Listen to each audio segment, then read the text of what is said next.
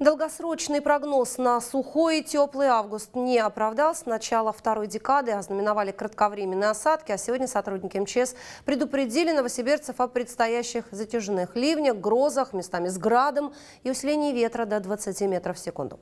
Согласно многолетним наблюдениям, август в наших широтах период не самый дождливый. Норма осадков 58 миллиметров за весь месяц. Пока же вылилось только 25, и природа, конечно, свое возьмет. А пока специалисты напоминают, в связи с непогодой в ближайшие сутки возможно возникновение чрезвычайных ситуаций, обрывы линий связи электропередачи, падение слабо закрепленных конструкций, а также размыв дорожного полотна и переполнение ливневых канализаций.